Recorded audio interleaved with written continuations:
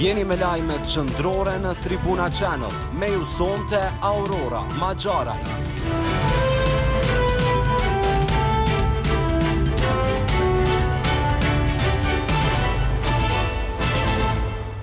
Shikues të nderuar, mirëmbrëma, jeni me edicionin e lajmeve qëndrore në Tribuna Channel. Ju njohim fillimisht me kryetitujt e këtij edicioni. Temperaturat e larta në Kosovë, 200 pacient brenda 24 orëve vetëm në QKK. Mungesa e kartonit të gjelbër, bashkëdhetarët paguajnë sigurim mbi 7 milion euro. Kriza politike në vend, rrezikojnë zgjedhjet lokale. Institucionet shtetërore jo serioze, zbehet përfaqësimi i Kosovës në arenën ndërkombëtare.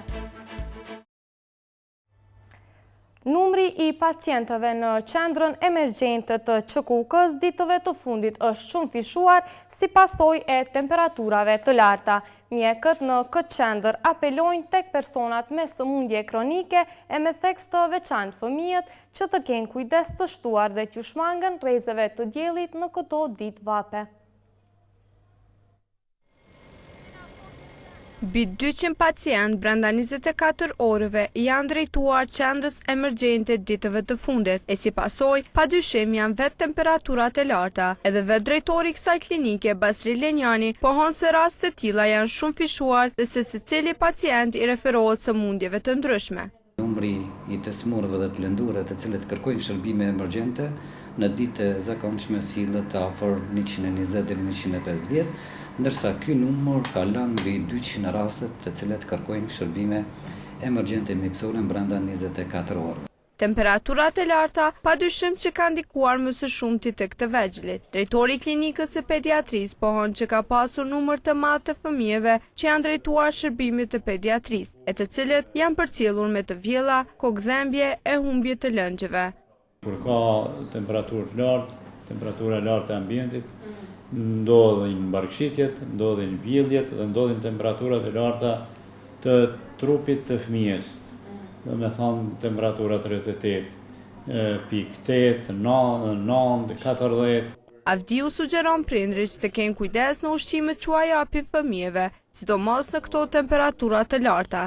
Trajtohet me ushqimet veçanta, po aty jemi pak ma tolerantë në kuptimin jogurt, në kuptimin kosh, në kuptimin banane, në kuptimin mall pjekun fush porretit, ishin nivoret farat, pak sheqer në qendrën e mollës, në zemër të mollës, si quhet, edhe jepet me lugë. Ndërsa, Basri Lenjani bën apel që qytetarët t'ju shmangën temperaturave të larta, sidomos personat që vuajnë nga sëmundjet kardiovaskulare. Një prej këshillave mjekësore nga shërbimet emergjente mjekësore do ishte mirë që personat të cilët nuk kanë komoditet shëndetësor, për personat moshuar, për nënat shtatzan, për fëmijët prej 0 në 18 vjet, nga ora 10 deri në ora 17 fare mos t'i ekspozohen rrezeve të diellit, meqense se rrezet e diellit nga kjo periudhë kohore janë të dëmshme, të cilat mund ta kompromitojnë hemodinamikën.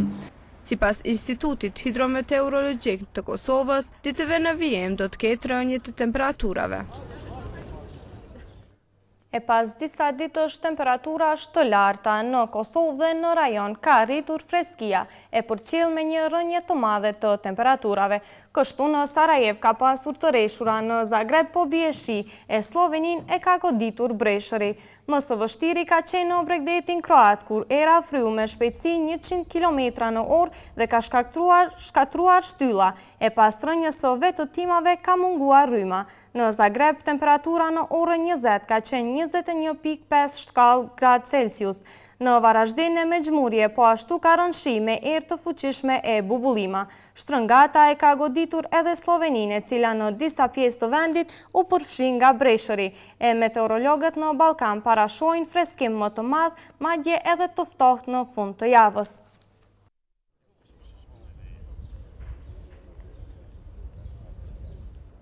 Bashkëadhetaret edhe këtë vit do të jenë të obliguar të paguajnë policën e sigurimit në kufi, e kjo për shkak të mospajisjes së Kosovës me kartonin e gjelbër. Sipas Byros Nacionale të Kosovës, bashkëadhetaret në vit shpenzojnë rreth 7 milion euro për sigurime, e nga qeveria e re kërkohet që të marrë përsipër këtë barë që po rëndon mbi bashkëadhetaret.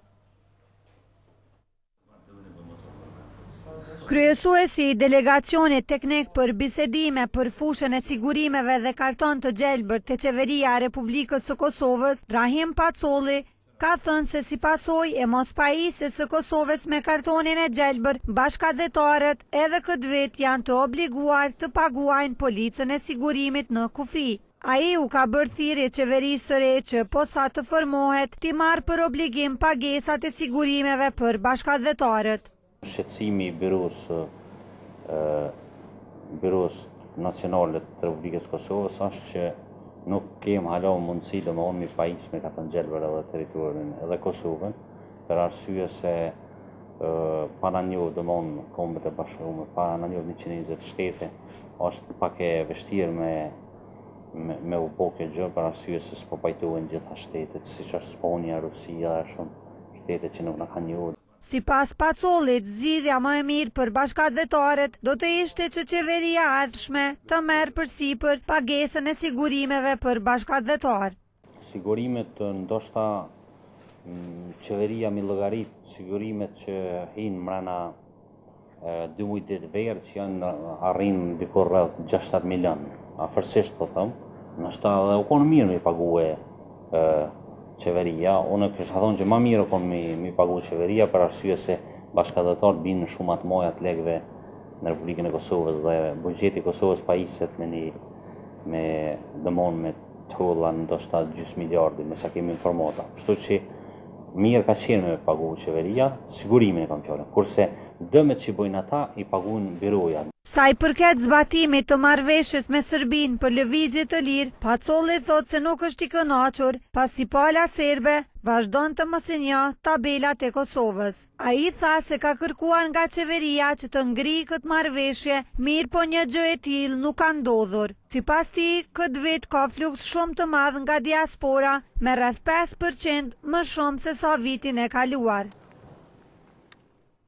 Por probleme tjera kanë institucionet e Kosovës. Viti 2017 po del të jetë vit zgjedhor për Kosovën. Pas zgjedhjeve të jashtëzakonshme të 11 qershorit, tashmë kanë filluar përgatitjet nga KQZ-ja për zgjedhjet lokale të 22 tetorit.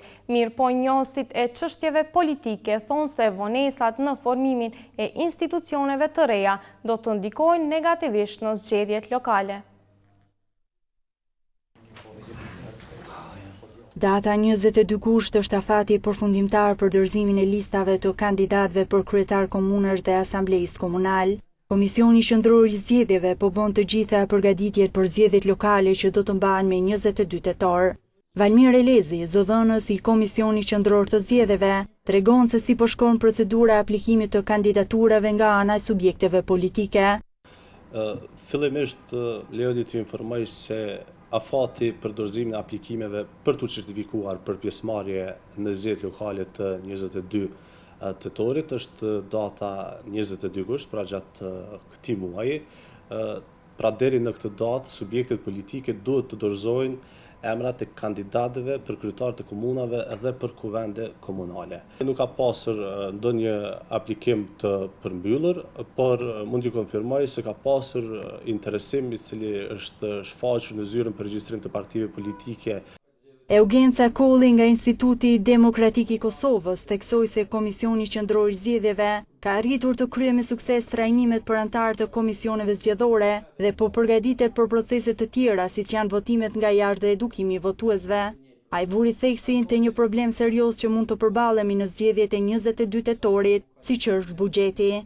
Problem kyç sa i përket zgjedhjeve lokale pritet mbetet buxheti për këto zgjedhje, i cili është paraportë që do të jetë diku rreth 6 milion euro. Problemi qëndron tek fakti që në buxhetin e paraportë për vitin 2017 nuk është paraportë që do të ketë zgjedhje të jashtëzakonshme. Edhe analisti Adrian Qollaku parashikon një situatë jo të mirë politike nëse do të ketë vonesa në formimin e institucioneve. Ai vlerëson se çdo vonesë paraqet rrezik për destabilitet në zgjedhjet e 22 tetorit. Ideja është për shkak kësaj bllokadës që ka ndodhur në themelimin e institucioneve qendrore, pra mund të reflektojë edhe në procesin e zgjedhjeve lokale. Ideja është kem parë sidomos disa parti kanë filluar që të përplasen, madje me akuza shumë të rënda, dhe kjo natyrisht do të reflektojë në historinë e këtyre zgjedhjeve. Të mërkurën do të mbahet mbledhja e radhës konsultative mes shefave të grupeve parlamentare për të vendosur rreth thesurisë së seancës konstitutive e cila pritet të vazhdojë të njëjtën. Kujtojmë se zgjedhjet lokale janë caktuar të mbahen me 22 tetor.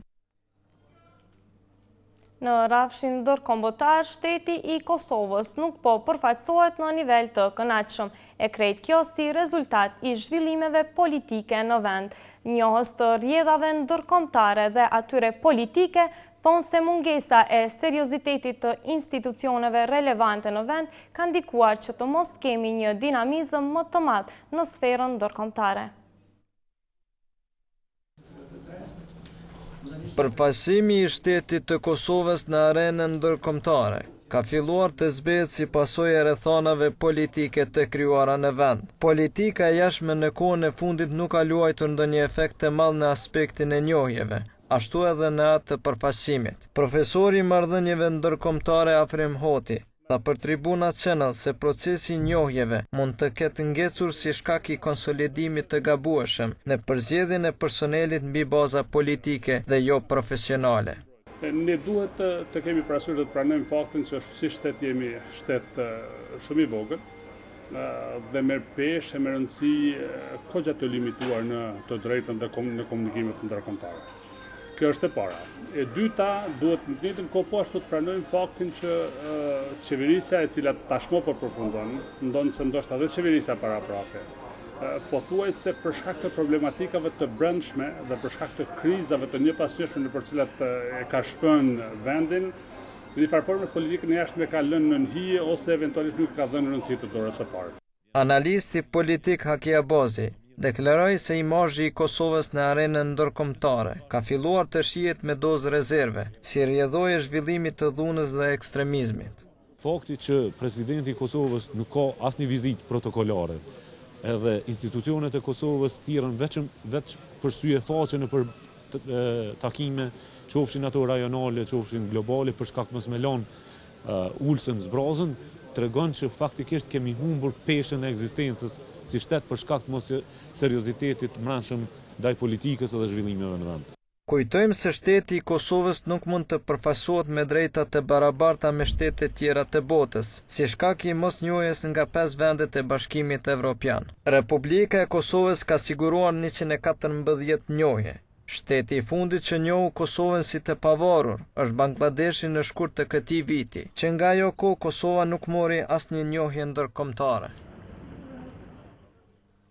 Pavarësisht kësaj, është caktuar një takim konsultativ me shefat e grupeve parlamentare për të caktuar vazhdimin e seancës konstituive, megjithse kryesuesi i kuvendit Adem Mikullovci tashmë e ka caktuar vazhdimin e seancës për të njëjtën ende pa mbajtur takimi konsultativ. Ai tha se takimi konsultativ është të mërkurën e seanca është caktuar për të njëjtën në orën 10. Të mërkurën e kemi takimin konsultativ, e seanca do të mbahet të njëjtën në orën 10. Seanca që do të mbahet të njëjtën është caktuar javën e kaluar, tha Mikullovci. Ndryshe, të premtën që shkoi kryesuesi ka mbajtur një takim me shefat e grupeve parlamentare për të caktuar datën e vazhdimit të seancës, por pas këtij takimi shefat e grupeve parlamentare u deklaruan se nuk kanë arritur ta caktojnë një datë se kur do të mbahet seanca.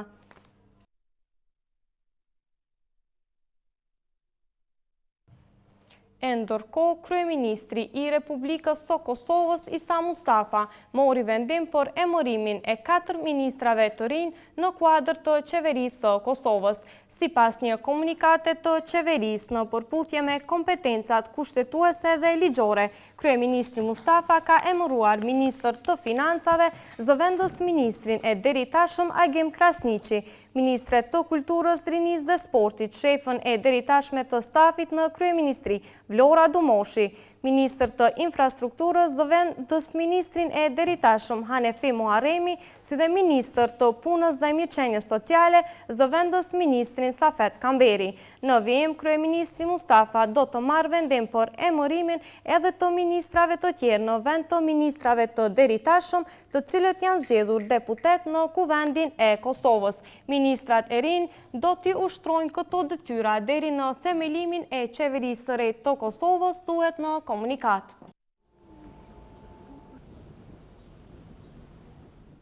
Ne kem pas mjaft shumë të lashë dhe me kërkesa për më bë. Por në anën tjetër, lista serbe ende nuk ka marrë një vendim nëse e përkrahin Haradinajn për kryeministër. Zëdhënësi i listës serbe Igor Simić ka deklaruar se ky subjekt politik ende nuk e ka përkrahur koalicionin e luftës dhe ende nuk ka vendosur nëse do të marrë pjesë në Kuvendin e Kosovës. Lista serbe dëshiron të jetë subjekt konstruktiv politik. Ne nuk dëshirojmë të jemi pengesë gjatë formimit të institucioneve në Prishtinë, mirë po pjesëmarrja jonë në vazhdimin e mbledhjes konstituive do të varet ekskluzivisht nga krijimi i kushteve për formimin e kryesisë së Kuvendit, ka thënë ai.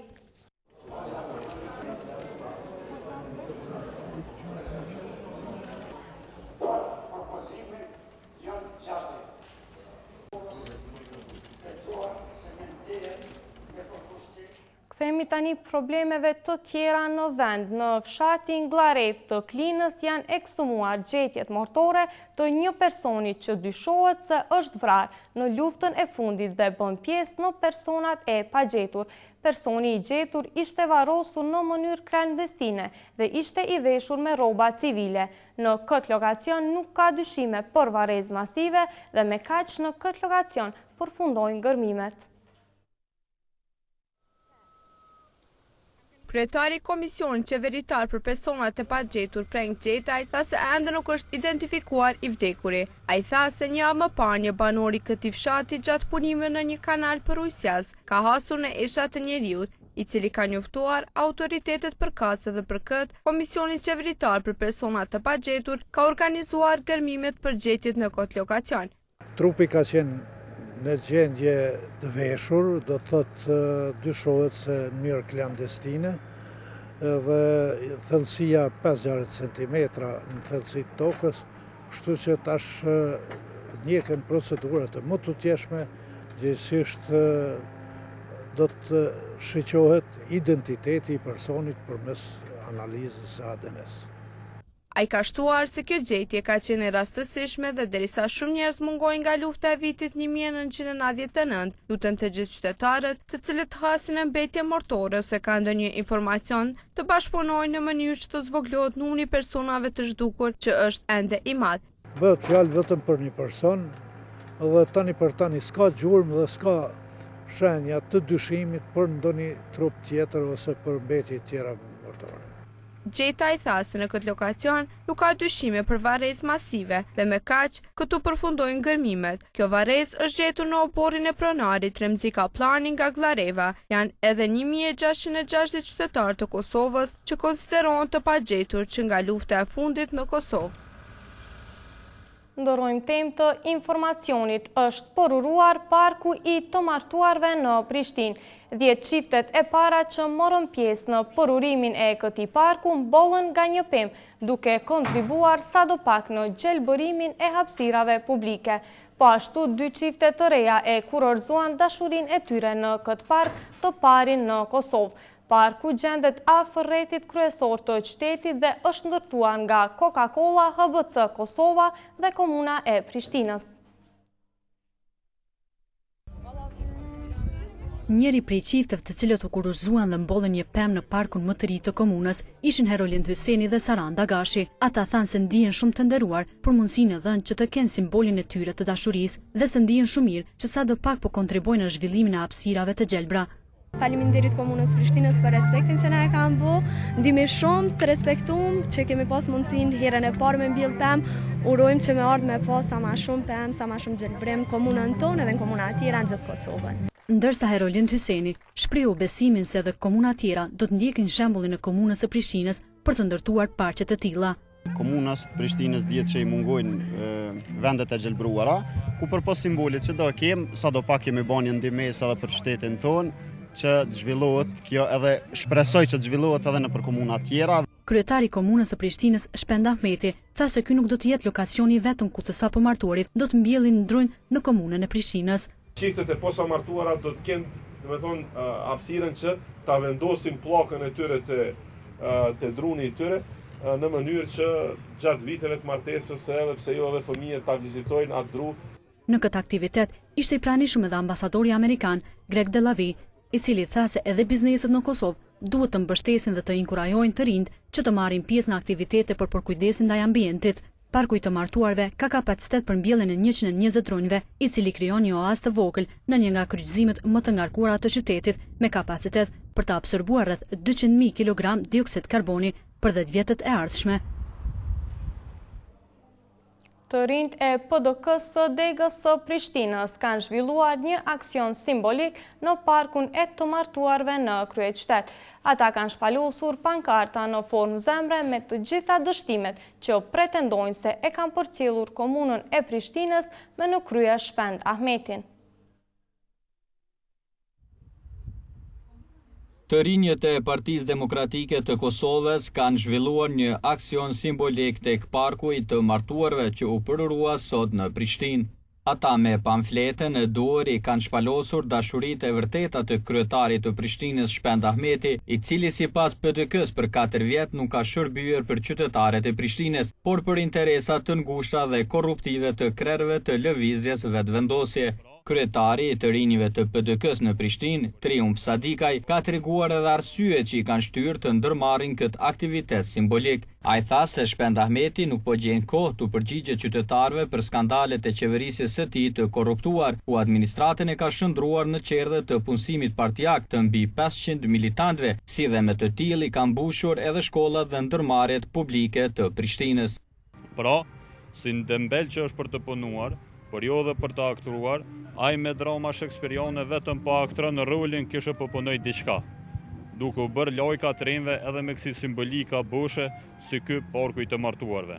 Atëherë ne, me shkretare ka simbolikën politik dhe tërë puna e tij është vetëm simbolike, jemi këtu që t'ja tregojmë dashuritë të vërteta të Shpend Ahmetit, siç janë korrupsioni, tenderet, jatët, punësimet partijake, leje ndërtimore, bashk banesat, pronat dhe milionat, dhe të gjitha këtu ai do me gjithë zemër. Sadikaj ka thënë se përveç këtyre, Ahmeti është i dashuruar marrëzisht edhe pas shëngjinit. Sadikaj ka thënë se këto janë dashuritë e vërteta të Shpend Ahmetit, të cilat i adhuron dhe gjithmonë është i gjunjëzuar para tyre.